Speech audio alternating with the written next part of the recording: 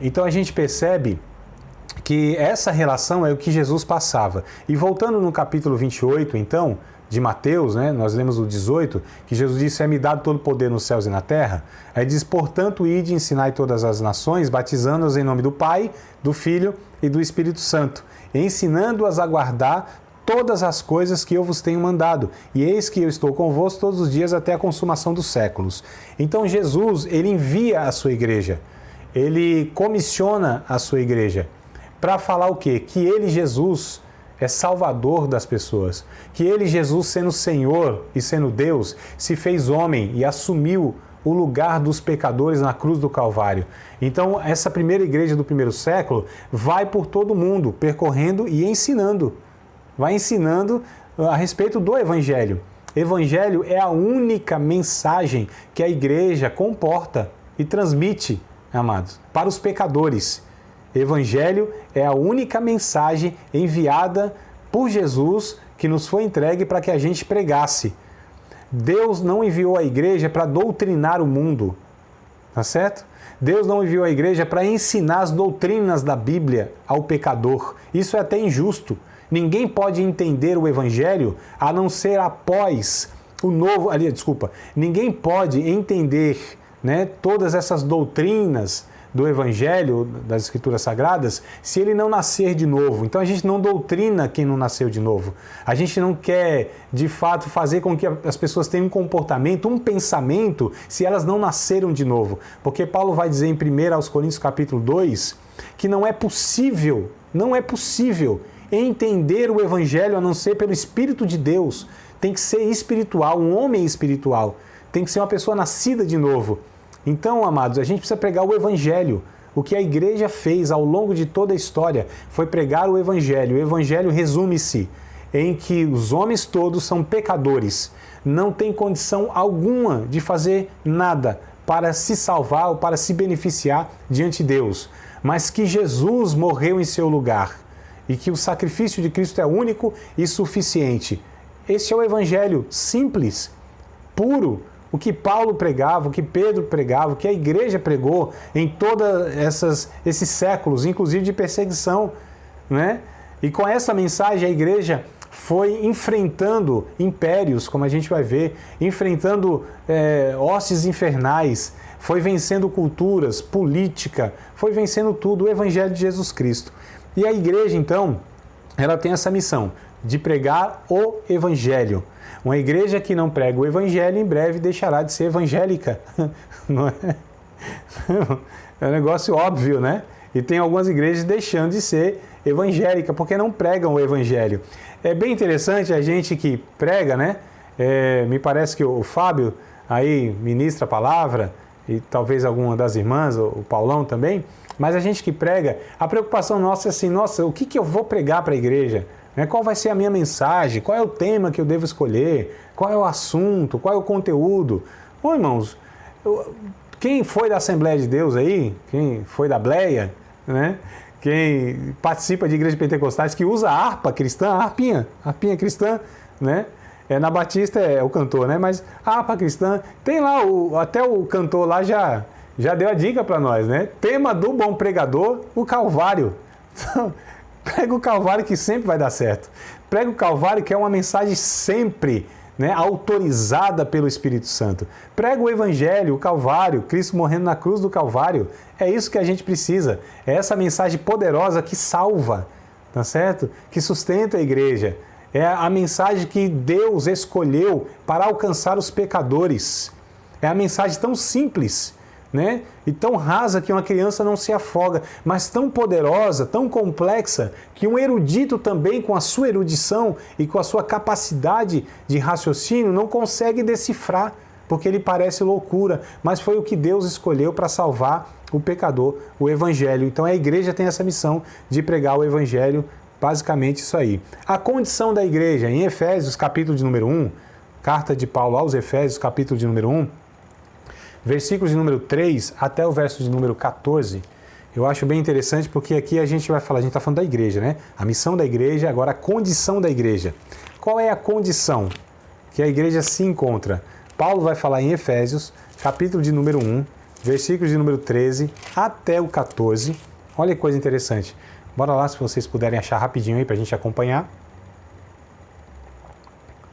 Então diz assim, Efésios 1, 3 ao 14. Bendito o Deus e Pai de nosso Senhor Jesus Cristo, o qual nos abençoou com todas as bênçãos espirituais nos lugares celestiais em Cristo, como também nos elegeu, nós somos eleitos, né?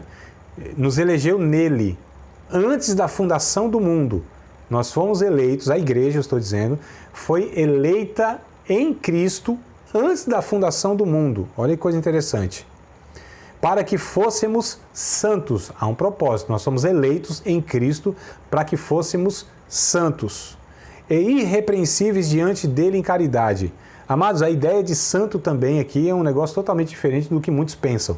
Mas para que vocês possam saber de fato o que é a santidade biblicamente, é só ler aqui mesmo em Efésios. Depois vocês lêem em casa. Olha aí, irmã Ana Cláudia, uma tarefa de casa. Tarefa de casa, então, tá bom? Já que a irmã pediu aí, vai a tarefinha de casa. Anotem aí, vocês vão ler depois o capítulo 4 de Efésios, do verso 17, capítulo 4, do verso 17, até o capítulo de número 5. Olha só. Até o verso de número, capítulo 4 de Efésios, a partir do verso de número 17, vocês vão passar o capítulo 4 todo e vai para o 5, tá?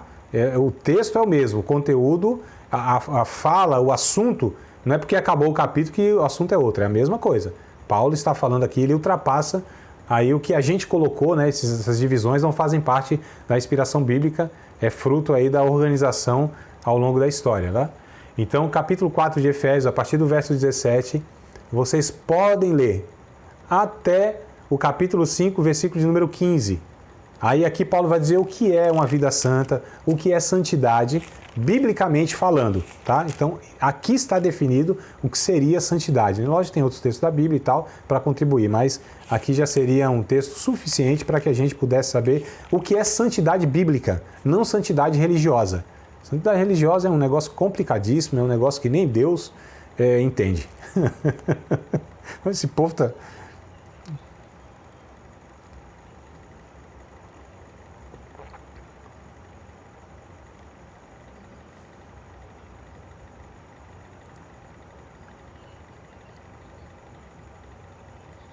Uhum.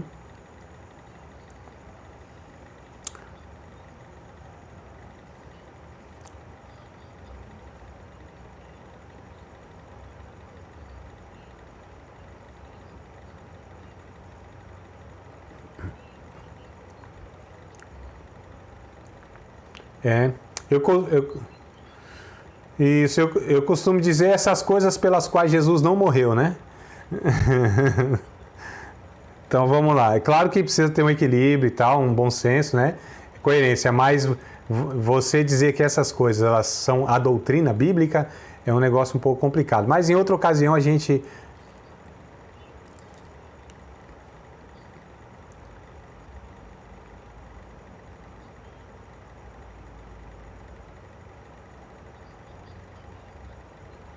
Exato, é. Uhum. Sim, sim. Em outra ocasião, eu acho que a gente desenvolve melhor aí esse ponto, tá? Vamos lá, verso de número 5, agora, do capítulo 1 de Efésios. E nos predestinou para filhos de adoção por Jesus Cristo para si mesmo, segundo o beneplácito, ou palavrinha, né? É aprovação, consentimento, tá? É que na minha versão tá assim, né? Segundo o consentimento, a aprovação, aqui está beneplácito de sua vontade. Olha só, finalidade, para louvor e glória da sua graça, pela qual nos fez agradáveis a si no amado, né? Então, nós somos agradáveis em Cristo. Verso 7, em quem temos a redenção. Então, em Cristo nós temos a redenção, pelo seu sangue, a remissão das ofensas segundo as riquezas da sua graça, que ele tornou abundante para conosco em toda sabedoria e prudência, descobrindo-nos o mistério da sua vontade, segundo, a palavrinha de novo aí, o beneplácito, ou seu consentimento, que propusera em si mesmo, de tornar a congregar em Cristo todas as coisas, na dispensação da plenitude dos tempos, tanto as que estão nos céus, como as que estão na terra.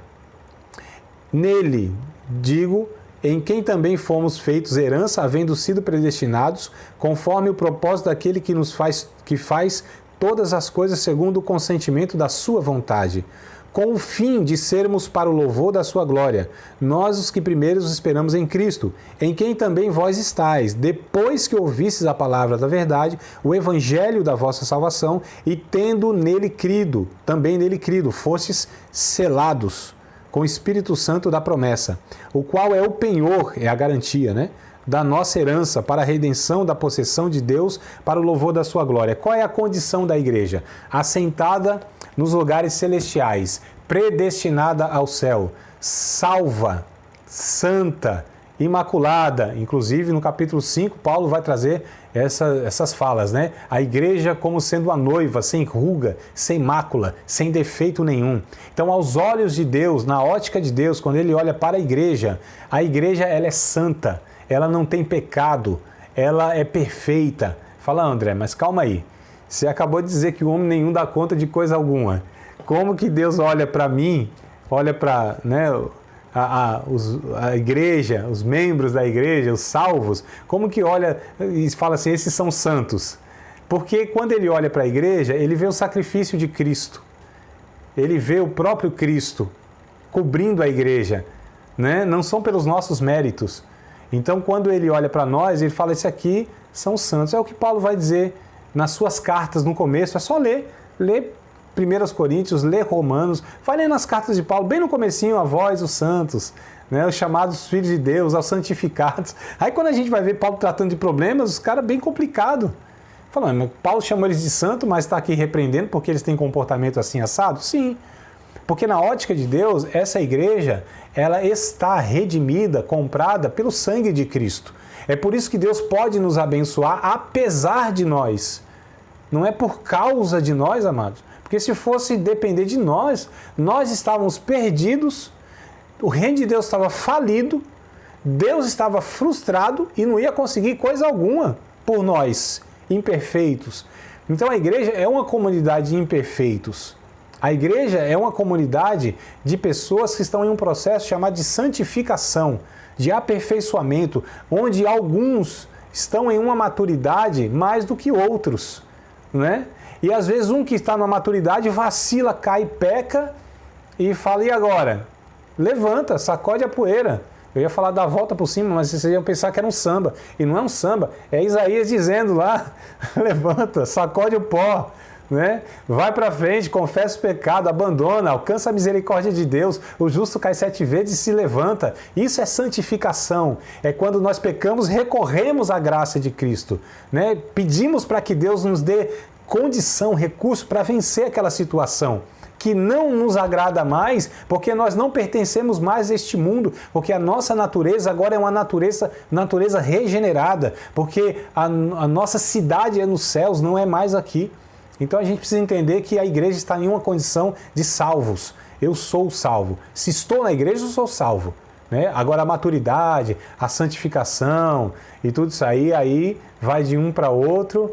E se Deus levasse em conta essas coisas também, a gente estava perdido. Ele cobra. Ele fala, bom, vocês devem, pelo tempo que participam aqui do Evangelho, vocês devem ser maduros. Né? Os apóstolos exortam isso, que não é também natural que a gente veja uma pessoa 200 anos tendo algum contato com o Evangelho e que ela não possa ir crescendo à medida da estatura de Cristo e vá se parecendo mais com Cristo a cada vez mais, até chegar na eternidade. Né? Então, assim, tem vários aspectos que a gente poderia colocar aqui, mas a condição da igreja é essa, de pessoas salvas. Somos nós, somos salvos. Então, eu não tenho, irmãos, eu não tenho hoje aquela paranoia de falar, e agora? Se Jesus voltar agora? Eu estou em Cristo. Eu não estou falando da minha maturidade, nem dos meus acertos de hoje ou de semana passada. Né? As pessoas vão participar da ceia e muitas vezes elas foram ensinadas assim, dá uma avaliada aí, vê 30 dias atrás, faz uma retrospectiva de 30 dias, vê o que está de certo e de errado na tua vida. Claro que é bom para que a gente faça uma autoanálise, como é que Paulo diz em 1 Coríntios 11, 28, né? Examine-se, pois, o homem a si mesmo. Mas se o cara chegar à conclusão que ele está de boa e ele merece participar da ceia, aí endoidou. Aí não compreende o que é o Evangelho. Porque se a pessoa chegar à conclusão, não, 30 dias atrás da última ceia, que foi no sábado também, deixa eu ver de lá para cá e tal, eu acho que eu estou em condição de participar da ceia. Pronto, irmão, já não está. Quem é digno? Aquele que de fato entende e tem convicção que é indigno. E ele confia no sangue de Cristo. Esse momento, inclusive, é a oportunidade que Jesus nos dá para fazer uma reflexão e ali falar, Senhor, de fato, sou pecador, não mereço estar aqui, estou relembrando a cruz de Cristo, que a ceia, o propósito é memorativo, né? Então faça isso todas as vezes que comeres em memória de mim, em memória de mim. Então ali é o momento que eu falo, Senhor, é mesmo, não tenho condição, sou indigno, mas eu estou olhando lá para trás, onde o Senhor me alcançou, naquela cruz do Calvário. Me ajuda, Senhor, a continuar vivendo uma vida na dependência da Tua graça, a nunca me conformar com o mundo, a nunca achar nunca me tornar insensível diante do pecado. Então a gente vai ali, na verdade, orando a Deus para que Ele possa nos ajudar na continuidade, que a conclusão é, sou indigno. E quem de fato tem a conclusão que é indigno, aí é digno de participar porque está confiando em Cristo e não em si mesmo. Vai aqui, de qualquer momento, cair aqui a conexão, tá, irmãos? Se acabar aqui, a gente continua no WhatsApp depois aí, tá bom? Inclusive, eu acho que eu vou passar algum conteúdo aí para vocês no WhatsApp, senão não vou dar conta de gravar aqui. Mas caiu aqui porque acabou a conexão. Eu vou falando enquanto der, tá? Mas tem uns 20 segundinhos, eu acho aí. Então, a igreja, a condição dela é salva. A igreja possui 2 ordenanças, tá? Batismo e ceia. Essas são as 2 ordenanças da igreja, as únicas. Batismo e ceia. Jesus lembra que falou lá em Mateus capítulo 28? Vá e batize em nome do Pai, do Filho e do Espírito Santo, né? E a ceia, são as únicas 2 ordenanças que nós temos para a prática como igreja. Você acabou de participar de mais uma aula de um dos nossos cursos do Seminário de Teologia, Vida Cristã, Palavra da Vida. Espero que tenha te abençoado, não só alargado o seu conhecimento teológico, mas que tenha também atingido o teu coração para que você possa, a cada dia mais, reproduzir a vida de Deus nas suas relações cotidianas. Se você ainda não é aluno oficial de um dos nossos cursos, se inscreva aqui no contato que vai aparecer do WhatsApp, também nos siga nas redes sociais, se inscreva no nosso canal, compartilhe à vontade e Deus te abençoe.